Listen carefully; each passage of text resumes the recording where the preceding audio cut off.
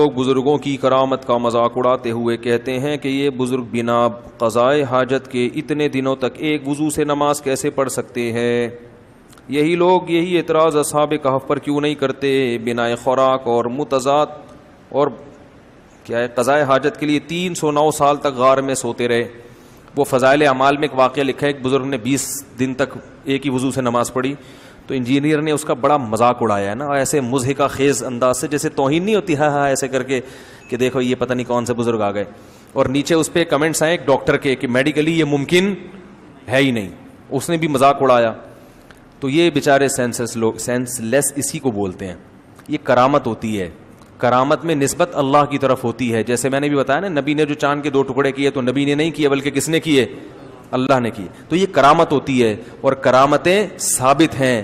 کرامت کے لیے پیغمبر ہونا ضروری, پیغمبر سے جو ہوگا وہ معجزہ کہلائے گا, اور اہل اللہ سے بزرگوں سے جو ہوگا وہ کیا کہلائے گا؟ کرامت.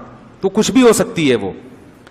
جیسے کہ سلیمان علیہ السلام نے کہا کہ کون تخت اٹھا کے لائے گا, تو ایک جن نے کہا میں پلک جھپکنے سے پہلے, تو جن تو لے آئے تو مجلس برخات ہونے سے پہلے. لیکن اللہ فرماتے قال الذی عنده علم من الکتاب, جن کے پاس زبور کا علم تھا نا, تو جمہور اس طرف گئے وہ انسان تھے, وہ جن نہیں تھے, ان کے پاس زبور کا علم تھا, عالم تھے. انہوں نے کہا کہ آپ کی پلک جھپکنے سے پہلے لے آؤں گا میں, یہ کہا اور تخت حاضر.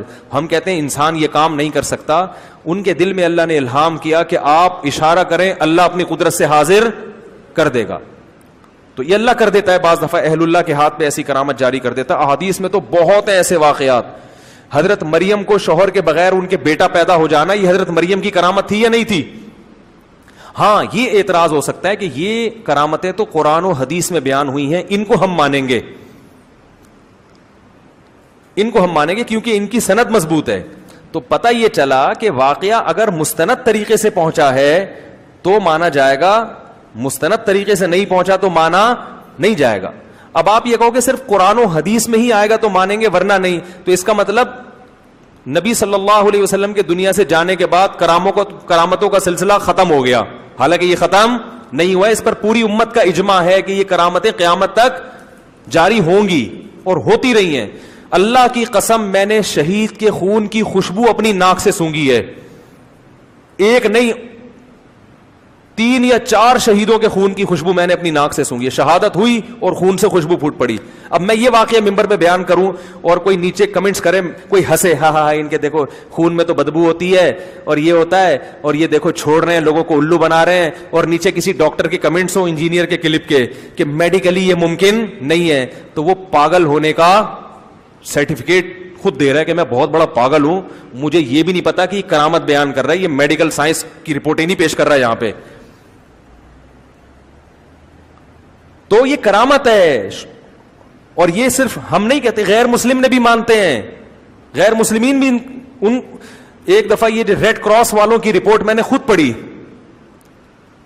اس رپورٹ میں یہ تھا کہ ہم نے کچھ شہداء کی لاشیں دیکھی جو کئی دن ہو گئے مگر وہ خراب نہیں ہوئی, اور ان کے خون میں بھی خوشبو تھی. لیکن وہ ریڈ کراس کی ویب سائٹ پہ بہت چھوٹی سی خبر لگی تھی, انہوں نے کہا ہم ان کی خوراکوں پہ غور کر رہے ہیں کہ کیا کھاتے ہیں جس سے ان کا باڈی خراب نہیں ہوئی. حالانکہ میڈیکلی یہ ممکن ہے کہ ایک آدمی مر جائے اور باڈی اتنے دنوں تک سلامت رہے. ہاں, سارا پانی اس کا خشک کر لو تو ایک الگ بات ہے, لیکن نارمل باڈی سلامت نہیں رہتی. تو ایسے ہی میرے بھائی کئی دنوں تک ایک ہی وضو سے نماز پڑھنا یہ بھی کرامت ہے.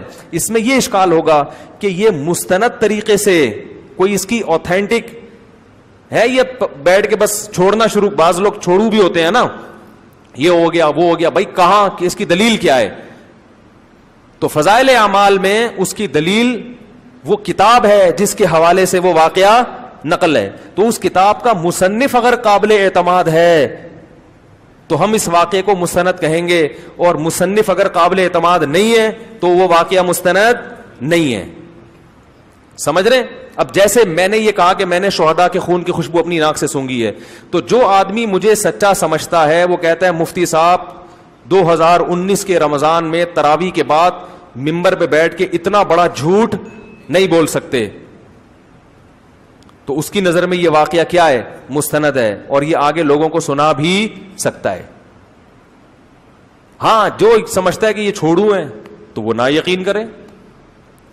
تو اگر آپ سمجھتے ہیں کہ شیخ الحدیث مولانا زکریا رحمۃ اللہ علیہ معاذ اللہ کذاب تھے، جھوٹے تھے، اور یہ سچا ہے، جو پروفیسر انجینئر آج بیٹھے ہوئے ہیں وہ شیخ الحدیث ہو کے بھی سچ نہیں بولتے تھے، جن کی کتاب کو اللہ نے پوری دنیا میں پھیلا دیا، اور اللہ نے میرے والد صاحب نے شیخ الحدیث مولانا زکریا کے پاس وقت گزارا ہے،